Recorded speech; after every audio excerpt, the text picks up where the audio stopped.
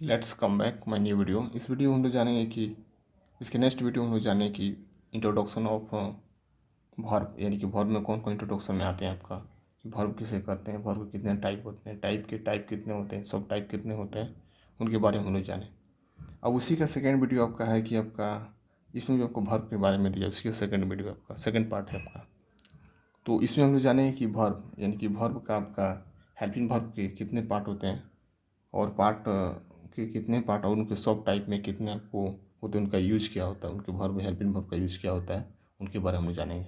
तो फर्स्ट आपका आता है आपका वर्ब टू डू। तो वर्ब टू डू में आपका आता है डू डज डिड, और इसको डू डज डिड, और इसमें और भी आता है आपका। तो इसमें अभी होता है एक आता है आपका डू। तो डू एक ऐसा वर्ड है जिसको हम लोग प्राइमरी वर्ब की तरह यूज करते हैं, यूज भी करते हैं। तो उस प्राइमरी वर्ब की तरह जब यूज करते हैं तो उसका रूप आपका होता है V1 V2 V3 V4 V5। हर वर्ब का 5 रूप होता है। तो इस तरह आपका डू का भी रूप होता है, डू का डू, डिड, डन, डूइंग और डच, ये आपको होता है। तो इसको डीपली में देखेंगे। तो इसमें हम जाना है कि डू का प्रयोग प्रिंसिपल वर्ब के रूप में कैसे होता है। तो डू का प्रयोग डू का प्रयोग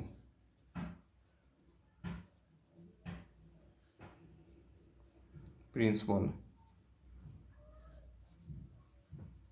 वर्ब की तरह भी किया जाता है।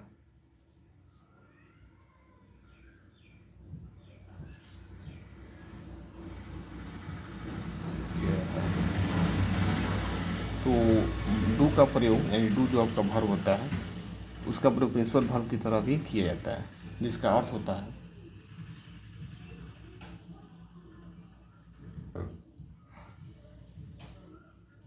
जिसका अर्थ होता है डू। डू का मतलब होता है आपका करना, यानी डूइंग करना, यानी कि कोई काम करना, यानी करना, जिसको हमको डू कहते हैं। तो यहाँ पे थोड़ा डू का प्रयोग हम लोग एग्जाम्पल से समझेंगे। डू का प्रयोग किस तरह किया जाता है हेल्पिंग वर्ब के रूप में और प्राइमरी वर्ब के रूप में, यानी प्रिंसिपल वर्ब के रूप में कैसे किया है उसको थोड़ा हम समझेंगे। तो कह रहा है कि वह नहीं पढ़ता है, इसका ट्रांसलेशन होगा आपका वह, यानी कि ही नहीं पढ़ता, यानी कि प्रेजेंट इंडेफिनिट टेंस का है। तो वह नहीं पढ़ता यानी कि he does not, he does not read, यानी कि वह नहीं पढ़ता है। अब यहाँ कह रहा है कि वह अपने कामों को नहीं करता है, यानी वह अपने कामों को नहीं करता है। ये भी आपका प्रेजेंट इंडेफिनिट टेंस का है। इसको भी उसी से बनाएंगे, बस आप इसको अपने कामों को, तो ही के अनुसार इस पर हीज लगा देंगे, बस उसे ही बनेगा आपका। तो हो जाएगा आपका वह, यानी कि does he does not do, यानी कि नहीं करता है, करना यानी कि नहीं करता है। He does not do his work, do his work, यानी कि वह नहीं पढ़ता, यानी ही डज नॉट रीड, वह अपने कामों को नहीं करता, यानी he does not do his work. यहाँ पे देखेंगे, यहाँ पे आपका डू डज आया है। तो यहाँ पे जो डज आपका आया है आपका हेल्पिंग वर्ब के रूप में आया है, क्योंकि आपको सहायक क्रिया के रूप में काम कर रहा है यहाँ पे डज। वही डज यहाँ देखेंगे, यहाँ पे भी आपका सहायक क्रिया के रूप में काम कर रहा है डज, यानी आपको हेल्पिंग वर्ब के रूप में आया है डज। और यहाँ देखेंगे डू, यहाँ पे जो डू है आपका, ये आपका प्रिंसिपल वर्ब के रूप में आया, क्योंकि यहाँ पे डू जो है आपका प्रधान क्रिया है जो कि करने का काम कर रहा है। इस तरह कह सकते हैं हम लोग कि डू का प्रयोग हम लोग प्राइमरी वर्ब यानी प्रिंसिपल वर्ब और हमको हेल्पिंग वर्ब, दोनों तरह से इसको यूज करके हम लोग बना सकते हैं इसको हम लोग। उसके बाद आता है आपका कि वर्ब टू बी, यानी कि इज, एम, आर, वाज, वर, ये आपका वर्ब टू बी के अंतर्गत आता है। तो इसमें आपका दो टेंस है, आपका फर्स्ट आता है आपका प्रेजेंट टेंस और सेकेंड आता है आपका पास्ट टेंस। तो हम जानेंगे प्रेजेंट टेंस में कौन कौन आएगा और पास्ट टेंस में कौन कौन आएगा। तो प्रेजेंट टेंस, प्रेजेंट टेंस यानी प्रेजेंट में, ये आपका आएगा पास्ट में। तो प्रेजेंट में आपका आएगा इज, तो प्रेजेंट का इज, पास्ट में आपका होता है वाज, जो कि आपका सिंगुलर होता है, दोनों आपका सिंगुलर होता है, दोनों आपका सिंगुलर में होता है, यानी इज भी सिंगुलर होता है और वाज भी आपका सिंगुलर होता है। अब आता है आपका एम। एम आपका प्रेजेंट में भी आपका सिंगुलर होता है और आपका एम का पास्ट टेंस में आपका वाज होता है, क्योंकि प्रेजेंट में भी सिंगुलर होता है और पास्ट में भी आपका सिंगुलर होता है, सिंगुलर होता है। अब आता है आपका आर, जो कि प्रेजेंट में आपका प्लूरल होता है और सिंगुलर और पास्ट में भी आपका प्लूरल होता है, जिसका आपका पास्ट होता है आपका वर्ब, जिसको प्लूरल बोलते हैं, प्लूरल आपका होता है, पास्ट में आपका प्लूरल होता है आपका।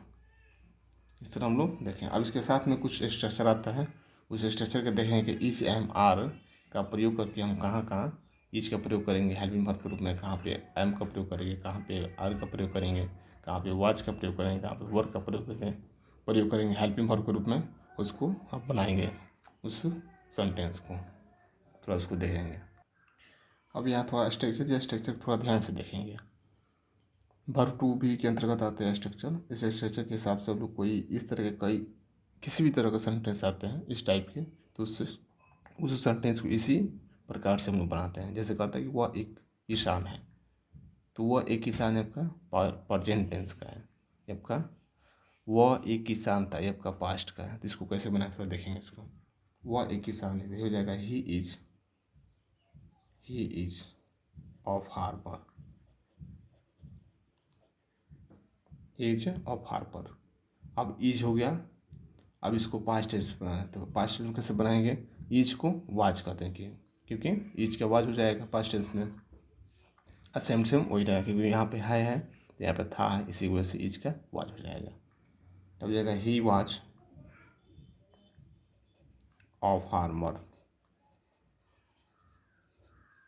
वह एक किसान था, ये हो जाएगा। अब कह रहा है कि वह पत्र लिखने को है, वह मैं पत्र लिखने को हूँ, यानी मैं पत्र लिखने वाला हूँ। ये दोनों सेंटेंस एक ही तरह का है आपका, ये दोनों सेंटेंस का भाव भी एक ही है आपका, कि मैं पत्र लिखने को हूँ या मैं पत्र लिखने वाला हूँ। ये दोनों सेंटेंस एक ही है, दोनों सेंटेंस को एक ही सेंटेंस हम लोग बनाएंगे। तो हो जाएगा आपका दोनों का हो जाएगा मैं आई एम, तो हो जाएगा आई एम टू राइट और लेटर, यानी हो जाएगा आई एम टू राइट और लेटर, यानी अब मैं पत्र लिखने को हूँ या मैं पत्र लिखने वाला हूँ, दोनों का एक ही सेंटेंस बनेगा। ठीक है। अब आता है आपका मैं पत्र लिखने को था या मैं पत्र लिखने वाला था, ये आपका इसमें आपका था दिया गया, तो यहाँ पे क्या होगा आपका एम का इसके अनुसार से आपका वाज हो जाएगा, तो यहाँ पे वाज डाल देंगे केवल, बस हो जाएगा। तो हो जाएगा आई, दोनों का एक ही तरफ बनाएंगे, आई वाज टू राइट और लेटर हो जाएगा मैं पत्र लिखने को था या मैं पत्र लिखने वाला हूँ, यहाँ डाल देते हैं और यहाँ डालते हैं और, ये दोनों सेंटेंस आपका एक ही है आपका। इस तरह हम लोग बनाते हैं। और नेक्स्ट सेंटेंस आता है आपका कि वह पत्र उठाने ही वाला है या वह पत्थर उठाने को है। ये दोनों सेंटेंस आपका एक ही तरह का है और दोनों सेंटेंस से आपका एक ही भाव आ रहा है कि वह पत्थर उठाने ही वाला है या वह पत्थर उठाने को है। तो दोनों सेंटेंस को एक ही तरह से बनाएंगे हम लोग। तो हो जाएगा वह, यानी कि ही अब है तो हो जाएगा इज, और उठाने वाला इस तरह के सेंटेंस को about to lift the stone, इस तरह सेंटेंस को हम लोग अबाउट टू लगा कर बनाते हैं। तो हो जाएगा वह पत्थर उठाने ही वाला है या वह पत्थर उठाने को है। तो ऐसे सेंटेंस को बनाने के लिए हम लोग he is about to lift the stone, इस तरह हम लोग बनाते हैं हम लोग। इसी तरह सेम टू सेम आपका ये भी बनेगा। इसमें आपका था हो गया, बस इसमें आपको वाज लगा देंगे और रूल आपका वही रहेगा, अबाउट टू का रूल रहेगा। ये हो जाएगा आपका ही he was about to lift the stone. तो इस तरह हम लोग वह पत्थर उठाने वाला था या वह पत्थर उठाने को था, दोनों सेंटेंस को हम लोग अबाउट टू से बनाते हैं। अगर प्रेजेंट का हो तो इज लगाएंगे, पास्ट का हो तो वाज लगाएंगे, अगर प्रेजेंट में आपको आर हो तो पास्ट में आपका वर लगाएंगे, लेकिन बनेगा आपका उसी नियम से आपका आधार पर बनेगा। और नेक्स्ट टॉपिक आता है आपका कि वर्ब टू हैव, यानी कि वर्ब टू हैव में कौन कौन से आते हैं। तो हैव, हैज, हैड, हैवी, ऐसे आपको आते हैं। तो जानेंगे इसमें प्रेजेंट टेंस में आपका कौन आएगा और पास्ट टेंस में आपका कौन आएगा। तो प्रेजेंट हो गया, यहाँ पे आपका पास्ट हो गया। तो प्रेजेंट में आपका आता है हैव होता है और हैज होता है। हैव होता है और हैज होता है। जो हैव आपका प्लूरल होता है और हैज आपका सिंगुलर होता है, वहीं आपका इसका पास्ट टेंस में यानी पास्ट रूप में आपका हैड होता है, जो कि आपका सिंगुलर और प्लूरल दोनों होता है।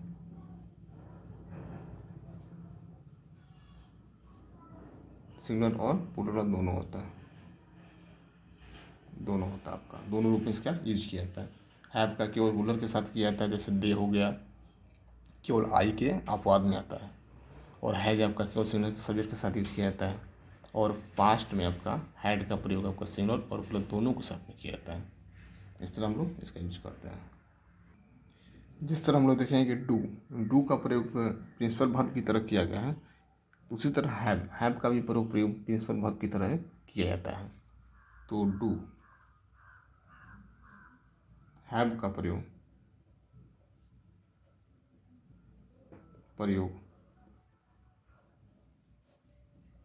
सेंटेंस में कहीं कहीं प्रिंसिपल वर्ब की तरह किया जाता है।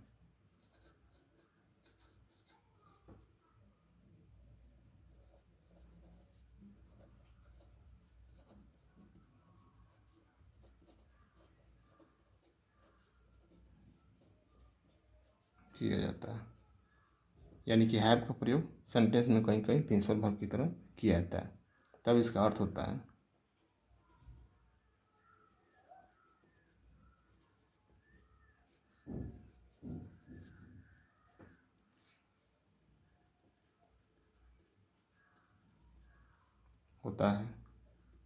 हैव, तब इसका अर्थ होता है हैव का चाय, नाश्ता,